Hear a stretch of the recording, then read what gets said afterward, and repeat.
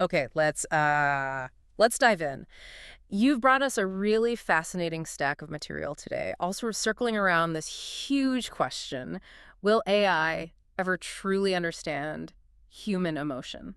Yeah, it really feels like the frontier, doesn't it? I mean, we see AI doing amazing things, things we thought only humans could do, but emotion, that just feels different, fundamentally different. It does, absolutely. And these sources you've shared, they really hammer that home. They make it clear this isn't just, a technical coding challenge. It digs deep into what AI can even be and, frankly, what it means to be human. That's exactly right. So the mission for this deep dive, kind of pulling together the insights and the material you provided, is really to unpack that critical difference, the difference between AI recognizing emotion and AI actually understanding it. Mm. We need to explore what the sources say about where AI is now, the big challenges, and maybe peek at what the future might look like according to them. Perfect. Okay, so first things first, the material seems to immediately draw this line in the sand. Recognition versus understanding. What's the core difference there based on these sources? It's fascinating how clearly they lay it out. Recognition, well, that's about spotting the signs on the surface. Think AI detecting facial expressions, maybe tone of voice, body language, even the sentiment in text. And AI systems are getting, frankly, remarkably good at just picking up those patterns. Got it. So recognition is like the AI sees the signal, the outward symptom of an emotion. Precisely, yeah. But understanding, well, according to these sources, that goes way, way deeper. Yeah. It's not just seeing the frown, it's grasping the why behind it in context. It seems to require things like, empathy, consciousness, that incredibly complex subjective experience. It's all tied up with our personal history, our lived reality. Okay. So understanding isn't just that's a sad face. It's more like knowing why it's a sad face right now, and maybe even having some sort of internal echo of that feeling. That's the human capacity, exactly. And the material you brought really suggests that current AI, it's mostly operating at that recognition level. It's sophisticated pattern matching, processing huge amounts of data, but it fundamentally lacks that genuine internal grasp. So how is AI doing the recognition part today? What are the mechanics based on what you read? Well, the material points to a few key methods. You've got powerful computer vision algorithms, right? Trained on millions of faces to link expressions to, say, happiness, anger, surprise, basic stuff. Then there's voice analysis looking at pitch, volume, speed of talking, acoustic features, and of course, natural language processing, NLP, analyzing written text to figure out if it sounds positive, negative, or just neutral. Right. So it's basically crunching data pixels from a face, sound waves from a voice, words on a screen, and finding correlations with patterns humans label as emotions. Exactly that. And this ability, it's popping up everywhere. The sources mention things like customer service, detecting frustration maybe, mental health apps, HR tools, even marketing analysis trying to gauge reactions. But, and this is key, they're very clear. This analysis, useful as it might be, it's data processing, identifying correlations. The machines aren't feeling anything, they're not experiencing anger or joy. Which makes sense Yeah. because, human emotions are incredibly messy, aren't they? There's so much more than just one signal. Massively complex, Yeah. yeah. The material really highlights several layers that make this so tough for AI. Like context, a smile can mean happiness, sure, but it can also mean politeness or even masking pain, right? Culture plays a huge role. Emotions are expressed differently everywhere. Plus, we often feel mixed things at once, like that bittersweet feeling when something ends. And they're so internal, so subjective, shaped by everything that's ever happened to us, our inner state right now. That internal subjective reality that might be the biggest hurdle of all.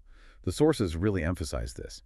For AI to truly understand emotion, it would need to somehow navigate all these subtle, layered complexities, things that, honestly, even we struggle to fully grasp or explain sometimes. Okay, given all that complexity, is research actually trying to bridge that gap, or at least build AI that can interact with our emotions a bit more intelligently? Yes, definitely. There's a whole field, actually, called affective computing. Yeah. That's its focus. Yeah. Creating systems that can, detect, interpret, and maybe even simulate or respond appropriately to human emotions. Simulate and respond. So it sounds like they're building AI to act like it understands, even if the understanding isn't really there. That seems to be a major part of it, based on the sources, yes. They talk about developments, like emotion-aware chatbots, right? Trying to sound more empathetic by analyzing your words and adjusting their tone, or wearable tech using physiological signals, heart rate, skin conductance to try and infer your emotional state. And these advanced deep learning models are being trained on just vast data sets to build more context-aware emotional AI. So the AI gets better at reading the signs and cooking up a response that seems right for the situation. Exactly. Better at simulating a response that lines up with the recognized cues and the patterns learned from all that data. But again, the sources are quick to point out this is still a long way from genuine emotional intelligence as we humans experience it. Which brings us back to empathy. That word keeps coming up. Can AI actually develop empathy? The material addresses this, right? It does, and it draws a really crucial line here. Human empathy, it involves feeling with someone else, right? Sharing or understanding their emotional state from an inside perspective. The sources argue that because AI, as we know it now, lacks consciousness, subjective experience, actual feelings, well, it just doesn't feel joy or pain or sadness. It processes data points and triggers responses based on its programming and training. So what we might perceive as empathy from an AI, it's more like a performance, a well-executed imitation. The sources actually use the term synthetic empathy. That captures it well, I think. It's a convincing imitation, yeah. Designed to be appropriate, based on analyzing the situation and the data. But it lacks that genuine internal feeling that defines human empathy. Okay. So given these advancements, but also these deep limitations, what are the biggest roadblocks? The main technical or maybe conceptual barriers stopping AI from getting closer to real understanding? The sources flag several big ones. One major issue is bias in the training data. If the data mostly shows how one group expresses emotion, the AI might totally misread someone from a different background. Another is the lack of continuous memory, like in a human relationship. AI often struggles to remember the emotional history of an interaction unless specifically built for it. And maybe most fundamentally, AI doesn't have a life story.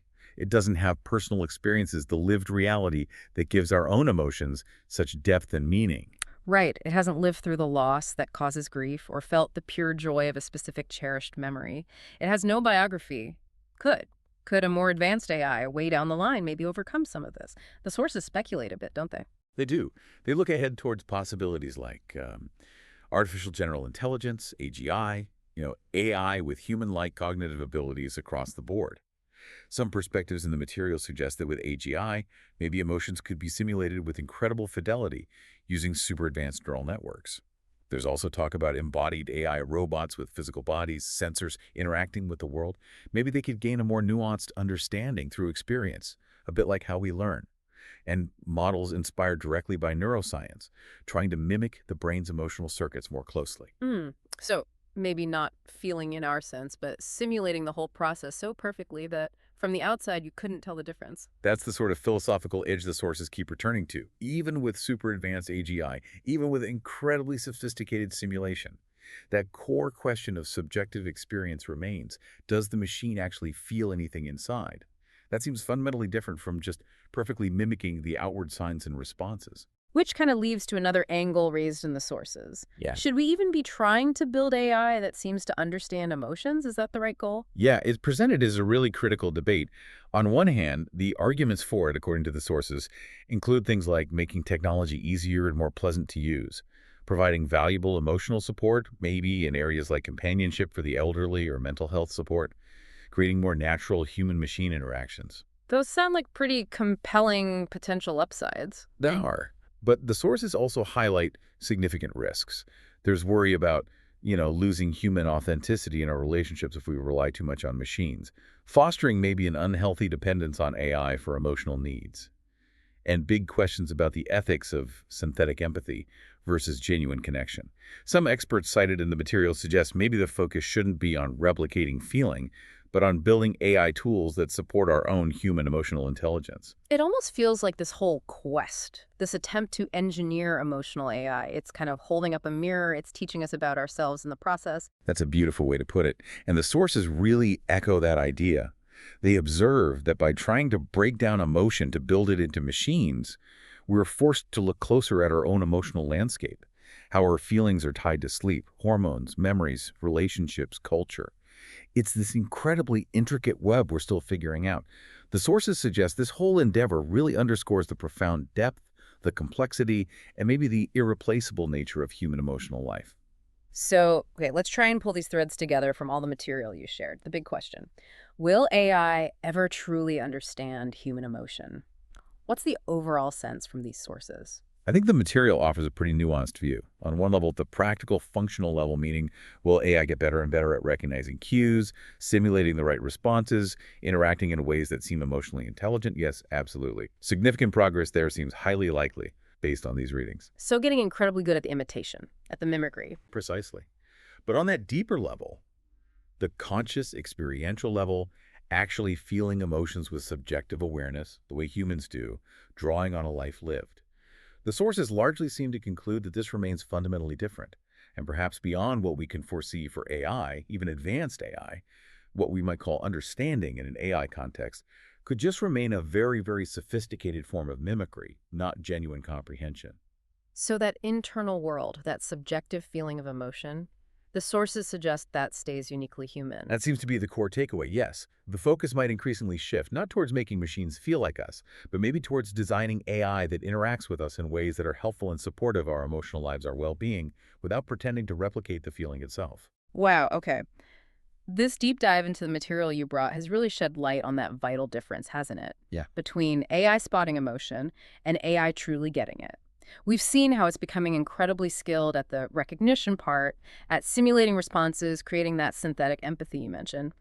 But the sources you shared, they make a really strong case that genuine understanding, the kind tied up with consciousness, with subjective experience, that remains distinctly human. What AI might achieve, even with amazing simulation down the road, could still just be that sophisticated mimicry, not the real deal. It definitely gives you a lot to think about, especially as these technologies weave more and more into our daily lives. It absolutely does. And it leaves us and you listening with a really interesting final thought to chew on based on everything you've discussed. If an AI can convincingly mimic empathy, if it responds to your emotions in a way that genuinely feels supportive or understanding, does that distinction between the mimicry and real human feeling actually matter in your day-to-day interactions with that machine? And if it doesn't matter as much as we think, well, what might that tell us about our own deep-seated needs for emotional connection and support wherever we can find it?